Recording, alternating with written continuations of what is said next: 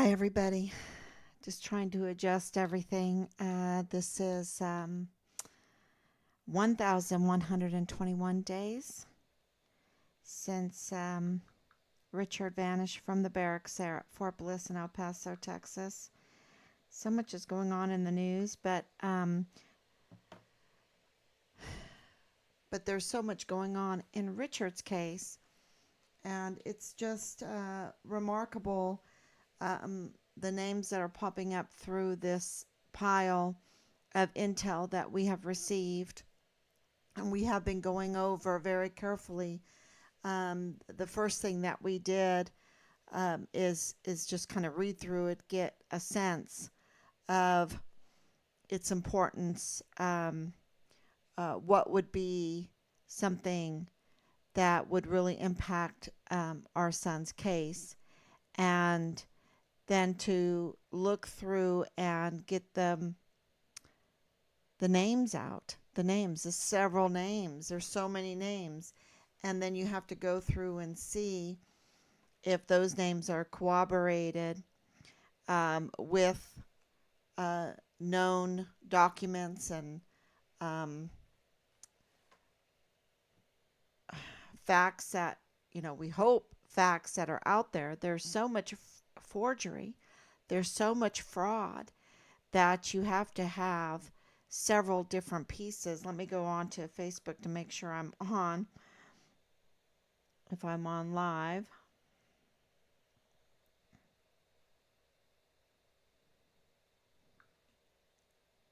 Because I know it's Sunday, but we have to do this. And there's so much to address. Oh, there I am. Okay. Okay, um, so we've been going over the names, and of course we released Edwin Sishane. I hope I'm saying his name right. Um, who has a Kenyan origin. Um, was a soldier there at Fort Bliss. Great runner. Um, and we're just wanting to reach out to him. We do have information in the intel given to us that Judge Robert Shook, and we wrote him for an open records for the warrants, for the probable causes. We have not, there has been no communication. And, I'm not happy to say that, um, publicly, because, um, you know, those that are implicated in this case would probably be very happy that Judge Robert Shook is not even responding to our open records requests, which I think is criminal, absolutely criminal.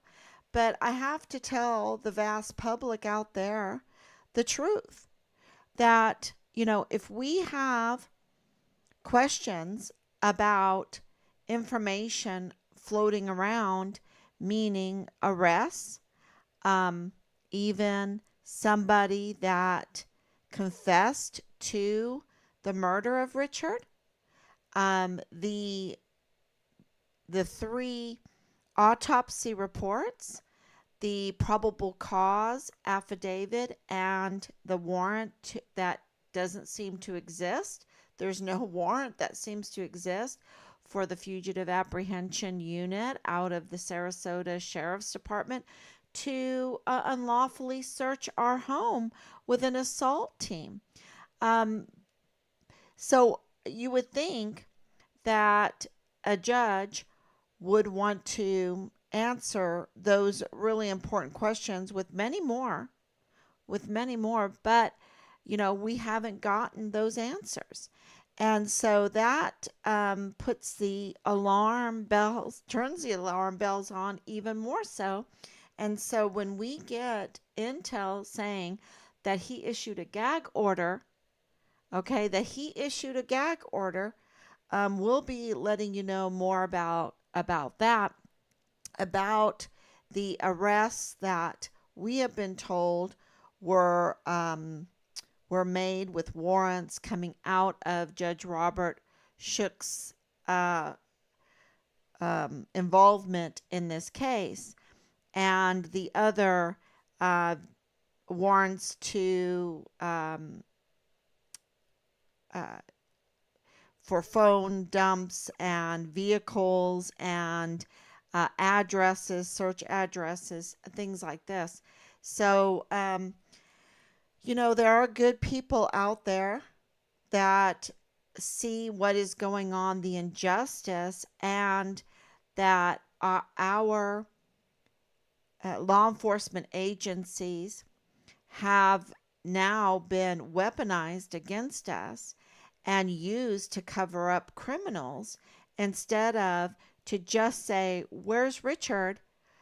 Do a proper investigation, let the public know that a proper investigation happened, and, uh, and answer these questions officially, right? But because they don't want to put their names out there anymore, they don't want to answer questions officially, they don't want to answer open records requests.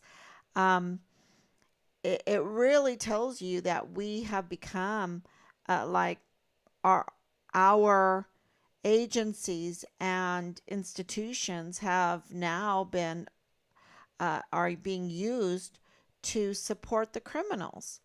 And that corroborates what I've been saying about the generals that are in charge of our military, the generals and the admirals, that they are not any longer serving the American people. I think the spigot needs to be turned off. And what I mean about the spigot is meaning all funding, because they work for us and they have breached their covenant with us. And we shouldn't have to be paying for them to be weaponized against us. And not just against us, but against our service members, because our service members are being used as pawns. They're being um, they're being groomed into these sex cults.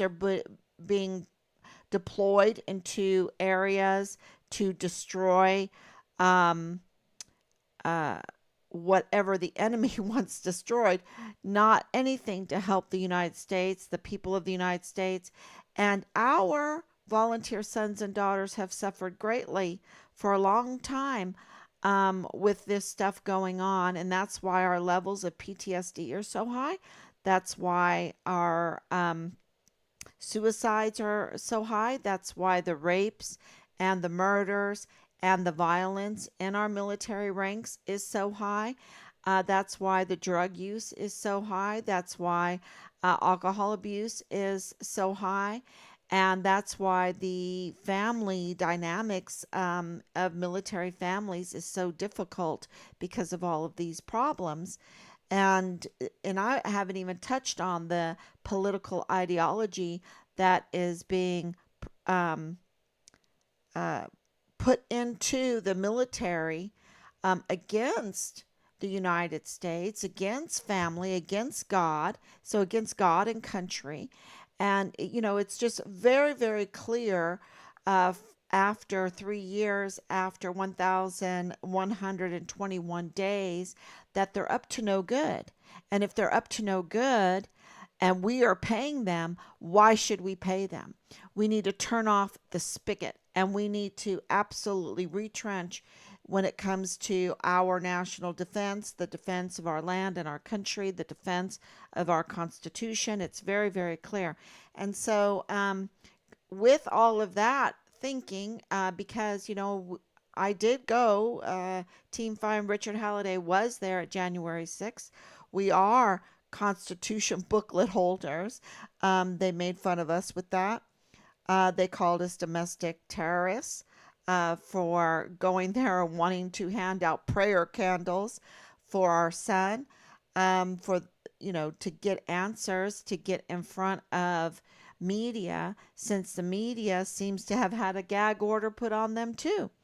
Um, but we're getting word that Judge Shook put out a gag order, um, and we're going to try to get to the bottom of that. But through the paperwork, and I don't want to lessen all of the information that we have been putting out lately. And one of those things is, of course, the notarized criminal complaint confession affidavit of Leilani Hart that was submitted to the CID, that was accepted, and then submitted to the FBI and accepted. And we have the CID and the FBI case numbers for that notarized criminal complaint affidavit by Leilani Hart against her family, okay? Against her family. And we have many more documents that are, seems to be hers. But the notarized, because we talked to the notary public, he absolutely confirmed that she was indeed the signer, because we've put in a complaint of some documents that were so-called notarized, but we have questions that it was a fraud, that the notary committed fraud.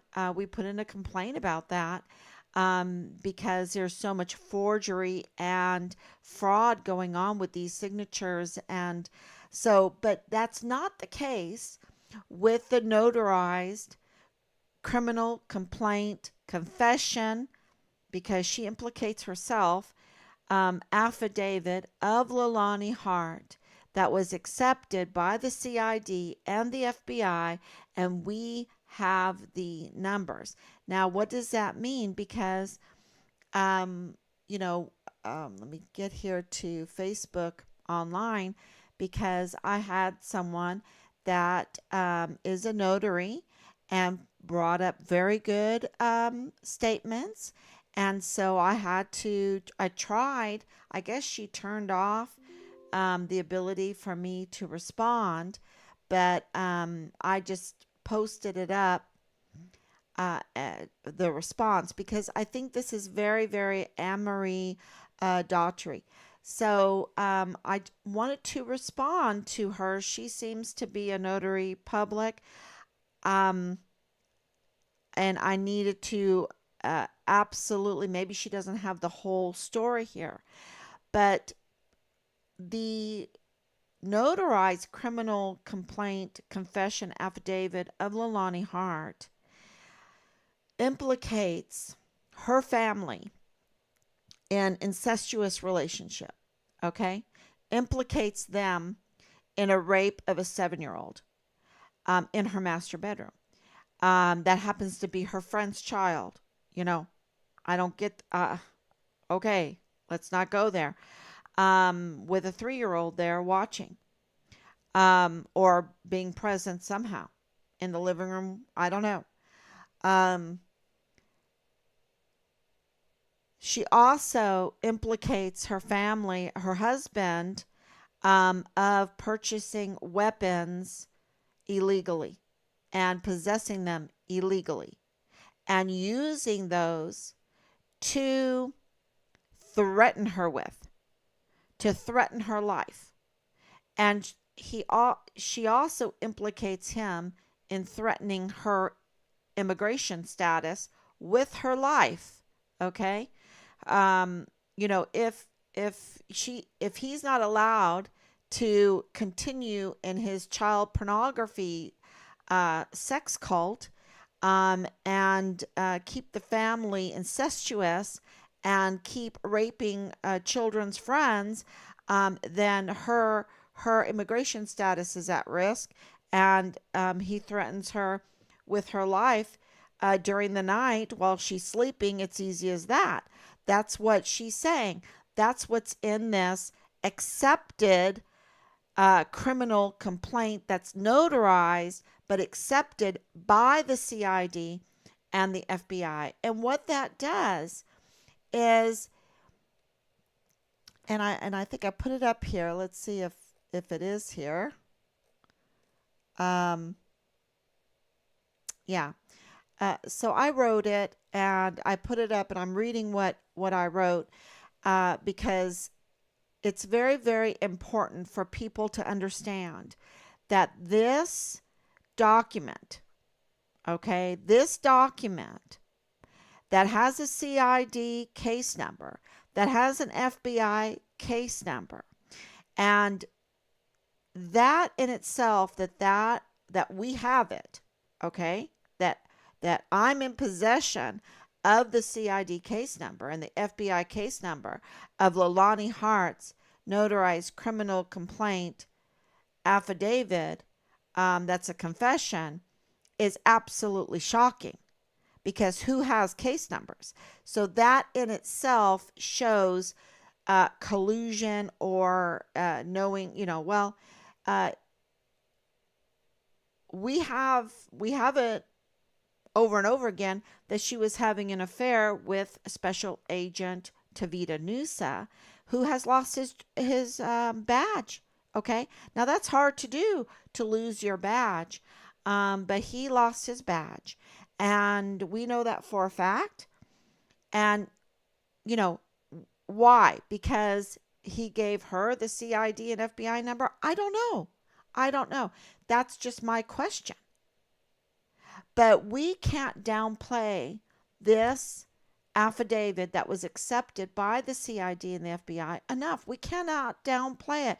And I don't know, it's so vile and vulgar. You have to pray before you read it. You have to pray during you read it. You have to pray after you read it. And it pollutes you. And so you have to continue to pray to be, unpolluted by this vile and vulgar language, these vile and vulgar confession, this vile and vulgar complaints, that are in this accepted, notarized CID and FBI um, affidavit, case. And when you wrap your head around it, I believe it's been taken down, but it's like toothpaste. It's already out there. So it's okay. People have probably snapshotted it or whatever. Um, but we put it up there. And the reason why we put it up there is because we can't downplay it enough. This is information that the CID and the FBI have had, and it is part of Richard's file. It is part of Richard's file. So why would they have this as part of Richard's file? Um, you know, it really, we've been begging for information for the CPS complaints, the Child Protective Service complaints, the CID complaints, now the Park University complaints. Okay, we've asked why can't the president of Park University speak with us, answer our emails, expedite our son's academic records to us? Okay, now we have to write them back and say what complaints was Richard making. And Anna Whitehead would know that, because Anna Whitehead's in charge of the campus there on Fort Bliss for Park University. Why can't she? We wrote her. Why can't she write us? Why can't she tell us what Richard complained about? And I think there's criminal activity there. Okay? Because why aren't they responding? Unless they're trying to hide something. And maybe it could be as simple as Anna Whitehead did not turn in the criminal complaints that Richard was making to the command there at Fort Bliss, to the DES.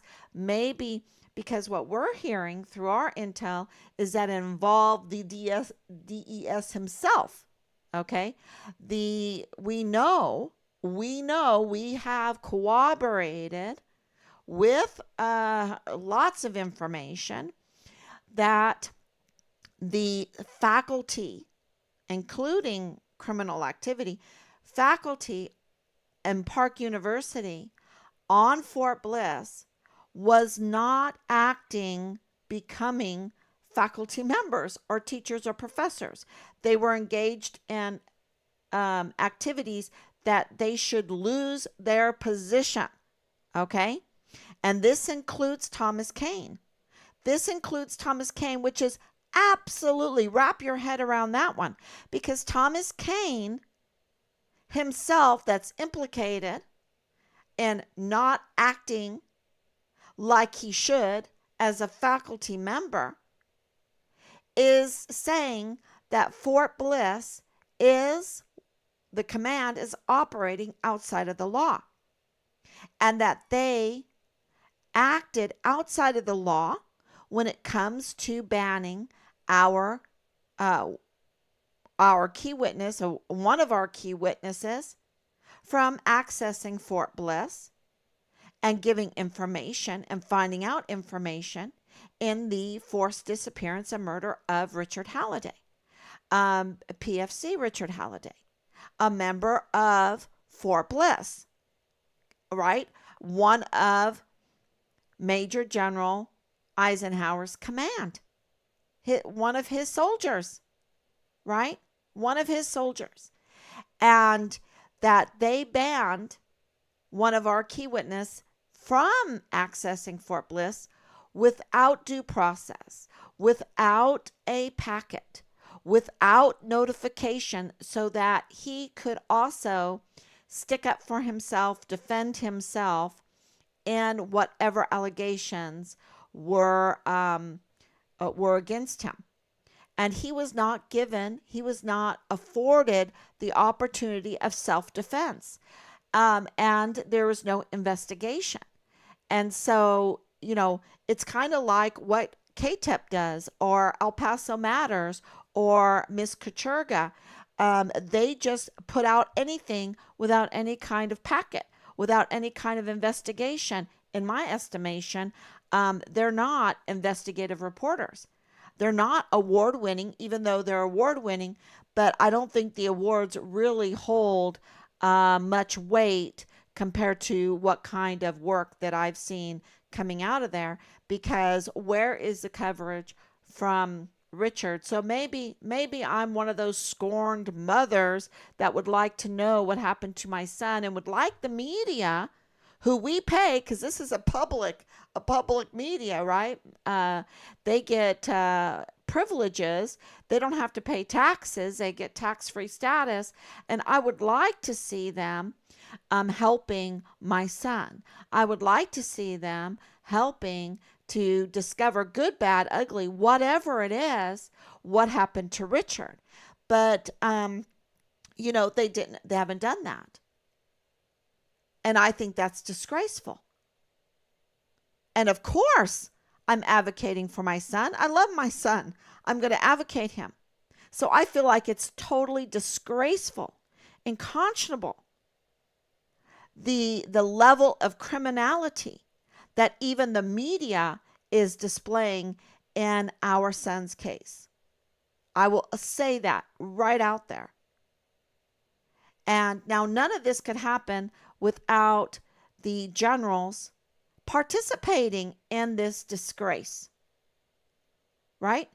They're participating in it because they have at their fingertips also our money, also the PAO, also all of what we give them, which is a lot. It is a lot. And they have no interest but to gag, because don't forget, Judge Robert Shook is a colonel, right? So all they want to do is gag. They don't want to find out publicly what happened to Richard. That's a disgrace. Because they want to protect, manipulate. I think there's documents that are manipulated because we haven't been afforded the overview of what's going on in our son's case. And so we haven't been afforded, like our key witness, due process or the chance to defend, the chance to be advocates for our son, to see what they have claimed in his medical status, his mental health status. I would like to see. I would like to know. Because that would be coming out of the VA. Why? Why is it coming out of the VA? That raises flags too. Okay, he's missing. Maybe that would come out of the VA. But, to me, it would give it gives me a signal that they have designated him deceased. Okay, that's what that does. And the way that our intel is telling us that Judge Robert Shook um, was involved with the VA gives us um, a concern that our son was definitely designated deceased. Okay. And so he gave a lot of weight, it seems, apparently. Okay. This is what we're trying to ask the JAG office, what we're trying to ask from Colonel Judge Robert Shook. We want the open records. We want to see how they dealt with the VA because, um,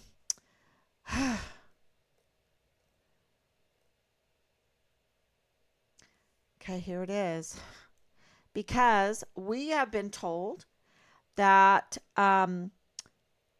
a the counselor, the counselor assigned to Richard's case, or the VA employee assigned to Richard's case, to be the point of contact with the CID, right? The law enforcement was, now this is what we're getting that we want, and this is why we're reaching out to this person, because this person, unless she's been part of this gag order, this person can come out and say yay or nay very quickly in a matter of minutes, in a matter of hours, okay, give it a couple days, right? So Lysa Lennon Williams, okay, this is Leilani, one of the names that Leilani Hart gave out in these packets of paper that are attributed to her. So even Leilani Hart can come forward and say, oh, that might be forgery. That might be false information. Um, you know, we would like to know, because this is so shocking. Because what is being said is that there's been a long-term affair between James Hart and Lysa Lennon Williams. Now, I'm not saying that. I'm saying the intel is saying that. And the intel needs to stop if they're telling lies, right? Or, and that's why we're reaching out to Lysa Lennon Williams. That's why we wanted to reach out to Edwin Sishane. I hope I'm saying his name right.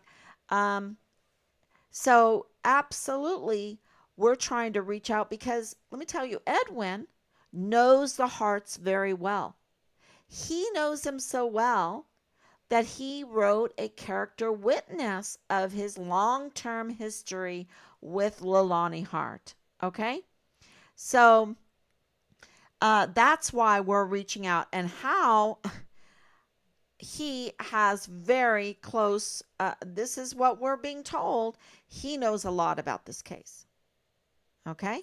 He knows a lot about this case. So that's why we're reaching out. So we have so many fronts here. See, we have this JAG front, we have the CID front, we have the VA front, we have the MP front, we have the FBI front, we have the CID front. Maybe I said that twice. We have Park University front, we have the DES front, we have the CYS front, we have the CPS front. I mean, we have people that we will be putting out there, until it all gets put together. Because, see, lies can't be sustained. The truth will come out. It comes out. No matter how many dollars from us that they use fraudulently, right, to cover this up, no matter how much funding they use to fraudulently use that money to cover this up, which I think is criminal, the truth will still come out.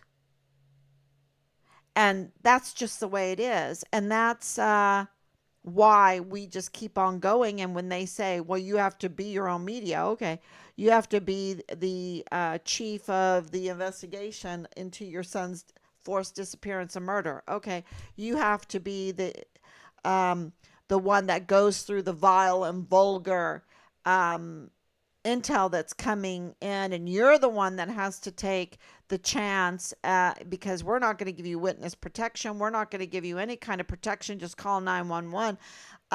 You're going to have to be the one that risks your life when you're investigating your son's forced disappearance and murder.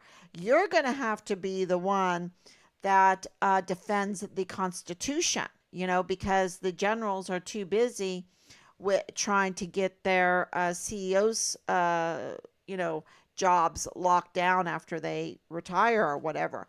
Um, and I sound a little bit there, and that was a little cheap shot, but they're criminal and they've committed crimes against humanity.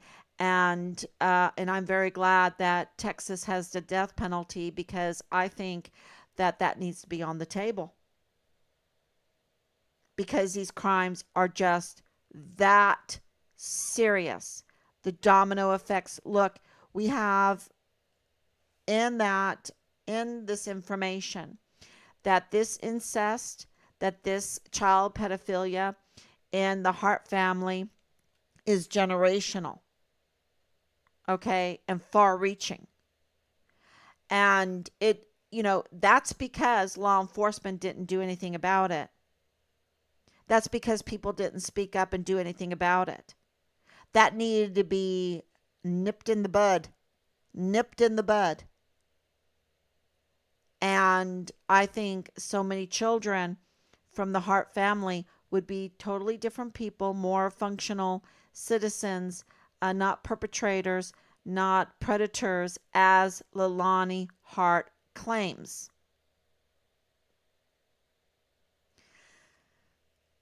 So back to Lysa Lennon Williams. Um, the what Leilani claims is that she's a co-worker of James Hart. James Hart has a very, very important job. He's beside our very vulnerable young soldiers day in and day out, and he being employed with the VA, he plays a big part in the deciding factor of what kind of um, disability that they get, right? What they get, which is a very powerful position too. How can, if this is right, if this CID FBI criminal complaint that was accepted by them keeps a pedophile, an incestuous pedophile, that likes child pornography, that thinks it's no problem to commit adultery, no problem, because Dallas Hart was telling me it's no problem. Oh, yeah, my dad, he has these two young women. Um, you can't blame him. The divorce is taking long. No, no, no. He's still married. He's still married, and he's an employee of the Veterans Affairs.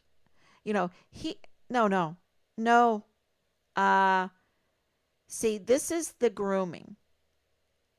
This is the grooming. This is the lack of leadership. This is the lack of the teaching of loyalty, what that means. This is the false ideology, because leadership is respect. Leadership is loyalty. Leadership is honor and integrity and personal courage and, selfless service. Just because you're have a desire does not give you the right to fulfill your desire. If that's the case, we are in big, big trouble if there is no discipline in our culture. Our families will totally fall apart. Our children will totally be basket cases. There will be no future. There will be no progress. Kiss the star forts goodbye, right? And what I mean, I've been um, made fun of a little bit because I love star forts. I love the beautiful architecture that a disciplined society of law and order can create and be proud of, and that benefits generations to come. I love that. I love that because the knowledge, the education, the talents, the absolute talents, and the know how that it takes to create beautiful architecture and the absolute happiness that comes from that and that benefits generation after generation is something to be celebrated and not made fun of. And I think one of the greatest architectures in the world are star forts. I mean, our Statue of Liberty stands on a star fort. We have star forts going all up and down our coasts. And for me to mention that, to say this is what our military engineers, this is what our generals should more focus on instead of the destruction. I was there in Dresden um, when they were picking the rocks out of the Frauenkirche that was so heavily bombed during World War II. Um, and they were picking it apart because they had to rebuild it. Well, and it was fantastic, and I even gave money to the rebuilding of it. But why did it have to be rebuilt? It was destroyed. And that took energy and time and resources that could have been building other things. And if you've never read The Broken Window Fallacy, read that. It's super important because we could have so many more Frauenkirches, so many more unbelievable bridges and unbelievable roadways and railways and all kinds of different things. But because we are hell bent on paying for our military to destroy and destroy and destroy, when absolutely that's illegal in the Bible, um, it's no wonder that we have so many murders within the ranks and undisciplined um, actions that Leilani Hart is laying out in her confession. And part of that is this um, infidelity with James Hart and Lysa Lennon Williams. And that's why I had to reach out to Lysa Lennon Williams, because she has the right to know what is being said about her. And she has the right to get notified and have an opportunity to defend herself. And that's why we're putting out this notice, because it directly complicates Richard's case. Because if there's truth that James Hart was having an affair with Lysa Lennon Williams, paying for her bills, paying some of her bills. This is what was said. This is not me. Paying some of her bills, Lalani says paying for a down payment on Lisa's daughter's home, paying for some kind of savings for the grandkids. If that, if that's true that that is going on, and Lysa Lennon Williams is the point of contact for the CID in Richard's case for his VA file, including medical and mental health reports, then this is really concerning because we have that she was called in by Judge Robert Shook for her witness testimony, and that she worked together with law enforcement on Richard's case. And, this is a huge conflict of interest if this is true. And so I'm hoping that it's not. But, what goes through my mind is, oh my gosh, if this is true, there could be a forgery, there could be fraud, there could be manipulation of the files, there could be a manipulation of Richard's investigation into, it could be a cover up. I mean, so many things. That was my brain response to this. And so, since I'm not allowed to, uh, you know, get a little, oh my gosh,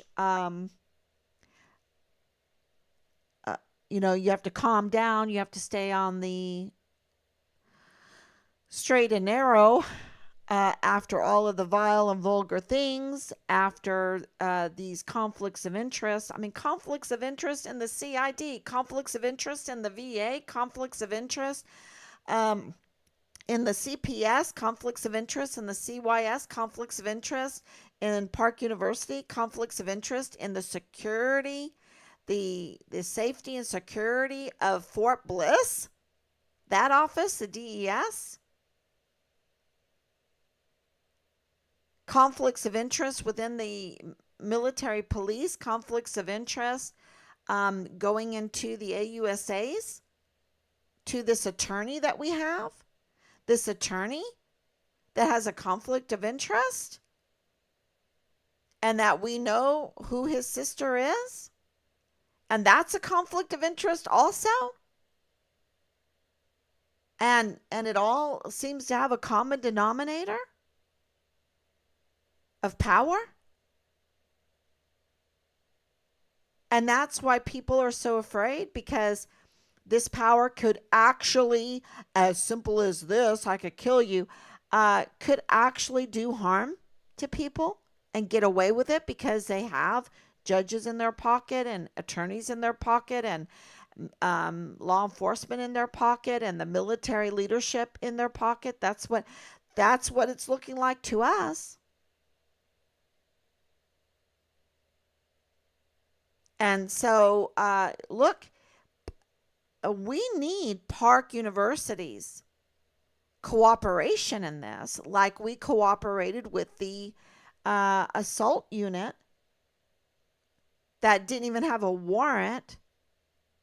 The fugitive, they were beautiful, but they're very intimidating, because that's why they were beautiful, because you want an assault team that's in a fugitive apprehension unit to be 6'8", to be 6'8", and wearing full battle gear, and sneaking around your house, and being intimidating. You want them to be that way, and we cooperated with them. But to find out they didn't do it right because they didn't have a warrant, which is a defense. They should be defending our Constitution. That's why we pay them. So it's just one breach of security after another, one breach of oath after the other, one breach of duty after the other. And here we are 3 years in, and it should never have taken this long.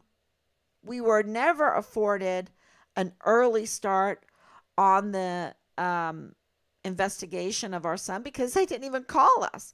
That is the breach of duty, the breach of service. Why should we pay them? See, that's the question we have to answer. If we don't want, and or even think about, if we don't want other families to go through this. I don't want any other family to have to go through this. And I think a good way to stop it is to close down that spigot, which means to inactivate a large part of our government because they can't function without the army. They cannot function without the army lockstepping to what they want because none of this stuff could have happened without the army lockstepping and agreeing to it. All through history. No king can be king without their knights, right? Without power behind them. And so all this criminality, to me, this is my opinion, could be, the judges' criminalities, all these law enforcement problems, all of the political problems, all of, just unjust actions going on in our government and society could all be thwarted by generals and admirals standing firm on their faith and their oath to defend the Constitution. All of it. I truly believe that. Because they have the weapons. They have the grunts, the boots. They have the drones. They have the intelligence. They've got it. And so what I'm telling you is that none of this could have happened with Richard. We have the special agent, Veltri, like she's supposed to be this great forensic person. She hasn't even visited Fort Bliss. She hasn't even visited the crime scene. How can you be a forensic specialist? How can you even judge? I shouldn't say judge, but investigate this case without going to Fort Bliss. I mean, it's crazy. And saying there's no leads, and there's so many leads. I'm giving her one right now. Senior Special Agent Jessica Veltri. Look into Leilani Hart's criminal complaint affidavit and her many writings that call out Edwin Sissonet and Lysa Lennon Williams and others. But Lysa Lennon Williams, the reason why we decided to put out Edwin's name and now Lysa is because they are directly involved, according to the information that we have, to Richard's case. Just like the notarized criminal complaint affidavit that was accepted by the CID and FBI, and we have the case numbers for that. They are absolutely involved in our son's case. That confession is involved in our son's case. And Edwin seems to be, and that's why I want him to be able to defend himself, involved in our son's case. And Lysa Lennon Williams seems to be absolutely involved in our son's case. And I want to give her a chance to defend herself and, or at least help. Or at least help.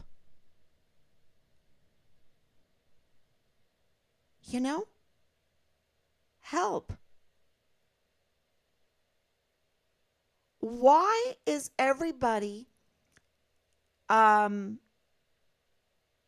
I shouldn't say everybody, why is it in these agencies lockstepping to orders that defend pedophilia, that defend incest, that defend illegal weapons purchasing and possession, and being able to, just the fact that a husband would threaten his wife with her immigration status and with, I'll kill you at night, put a gun to your head and you'll never know what happens, is as simple as that. I mean, Lonnie Hart actually said that James Hart said that to her. That is, why do people like Katurga, like the media, not want to know what happened? Why don't they want to know the truth? And why is this absolutely connected to Richard Halliday's forced disappearance and murder? And why isn't the media up in arms about Judge Robert Shook? Why aren't they up in arms about Veronica Escobar's silence in this case? Absolute silence. Doesn't she care about children? Doesn't she care about the military? Doesn't she care about families? Doesn't she care about justice? Veronica Escobar is, wow. She sold out to somebody. I can tell you that right now. She sold out to someone, and the spigot on her needs to be turned off.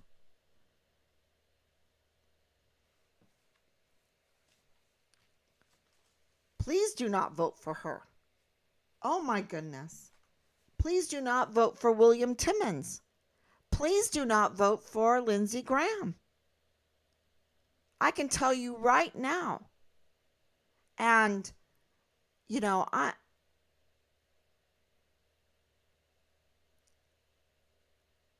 I'm always trying to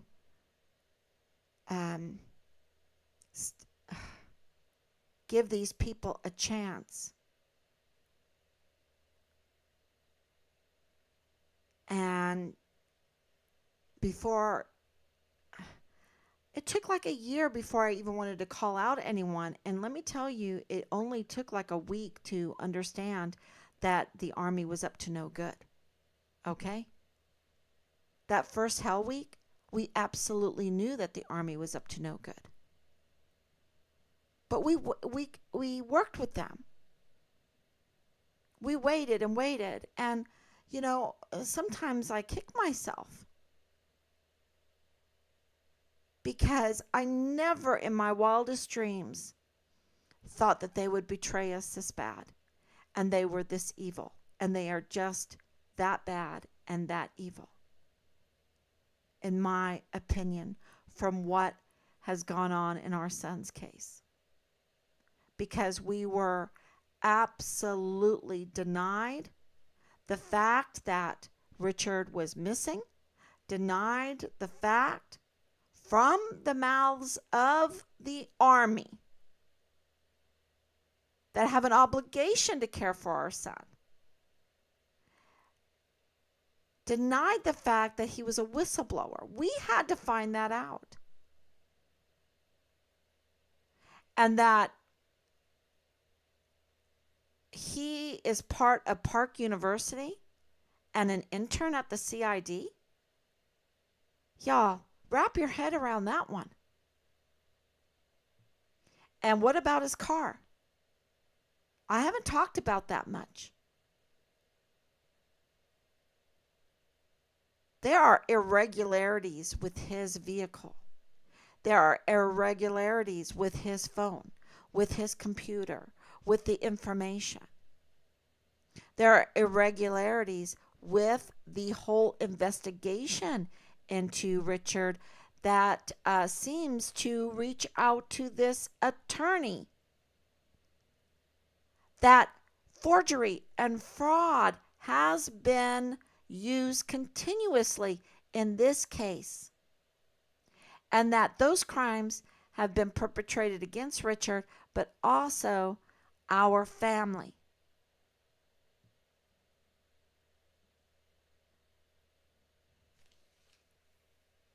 And I don't want this to happen to anybody else. Day in, day out, to unveil this level of criminality. And it's huge. So think about this. VA. Oh yeah, I I'm your lover in CID, so I can get your case to the CID. I can get your case number and I can get your FBI number. And yeah, I can manipulate the file and I can get you Richard's file and we can manipulate surveillance footage because, my good friend Tom Kane, he's in control of the surveillance footage and he has conflicts of interest with Park University. And oh, yeah, he has.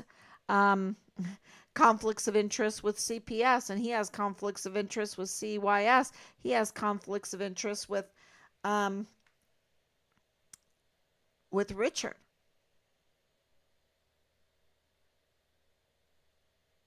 And then you have, oh yeah, by the way, the VA has conflicts of interest. Hey, yeah, I can be the point of contact and I have access to everything, access to all the files. I can, when you have access like that, there has to be oversight.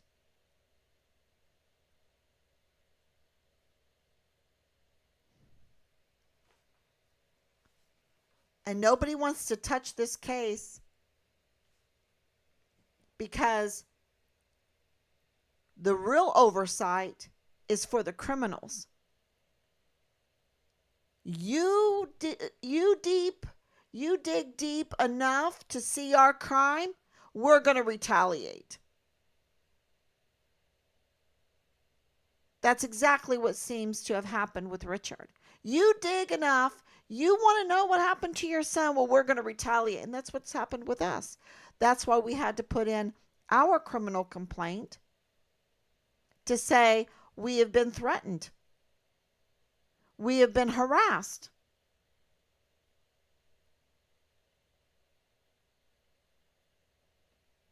So, where do these young service members go? They can't go to the MPs. They can't go to CPS. They can't go to Park University. They can't go to the DES, the chief of security of Fort Bliss. They can't go to the VA. They can't go because let me tell you, the VA thing, the allegations that Lonnie puts on her husband at the VA will blow you away. Talk about vile and vulgar. All this sex stuff is vile and vulgar. But the impersonation of people, the stealing of people's identities, the the breach of your oath and the loyalty that's expected from you, the breach of all of that, to me is just as vile and vulgar. To take advantage of our young service members, we know that our son's social security number has been breached. We know. So if Lilani is right, we know where that came from.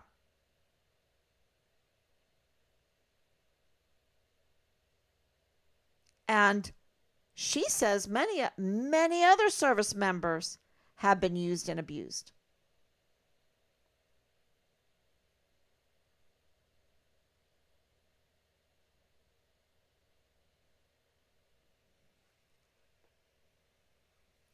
And maybe Richard didn't want that. He didn't want he didn't sign up to serve in the United States Army to be groomed into sex cults, to be assaulted, to give up his Christian um, ideology and his Christian faith and put up with children being raped at the age of 7, children being trafficked, child porn being airdropped onto phones in the barracks and work areas or whatever from these servers that are probably paid for by taxpayers' money. That's not why he joined the military. He didn't join the military to be subject to forced health care or, um, PTSD, forced PTSD. Look at what the retaliation against him was. Absolutely appalling. And that comes from Clem Coward. And the protection of Clem Coward is appalling.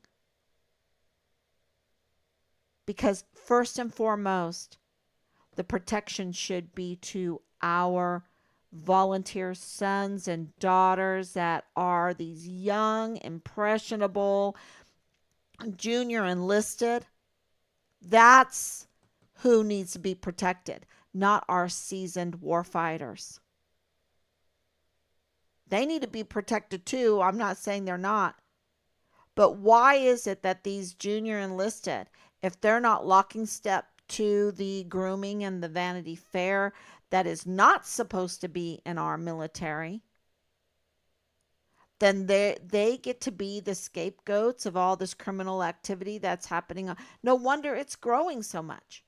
No wonder the crime is growing so much at the higher levels.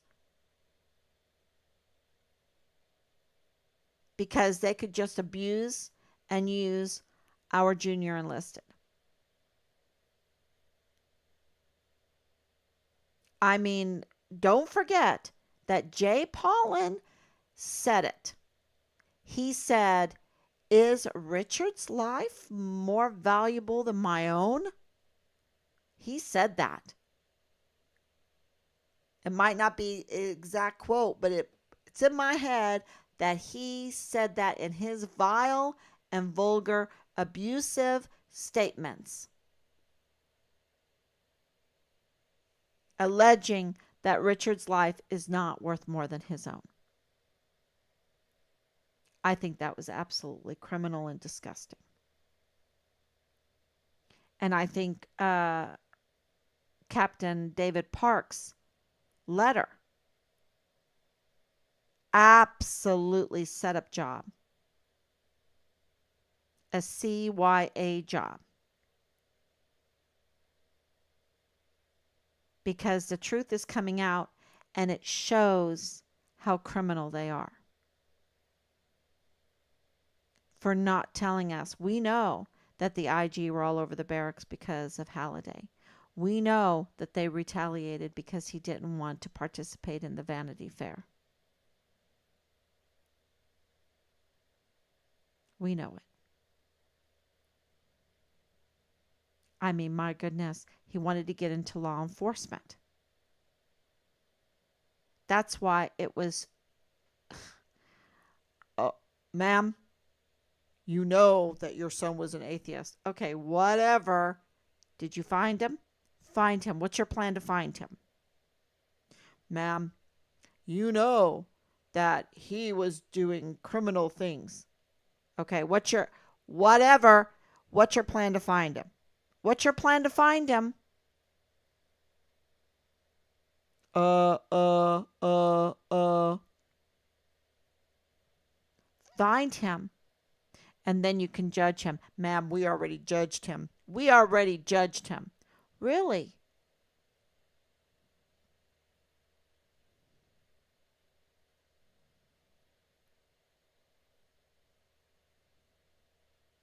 So that's your plan. CYA. That's the plan.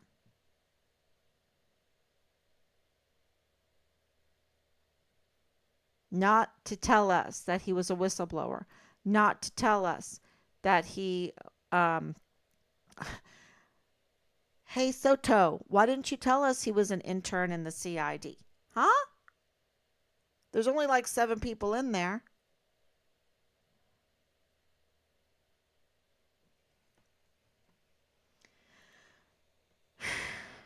Anyway, um,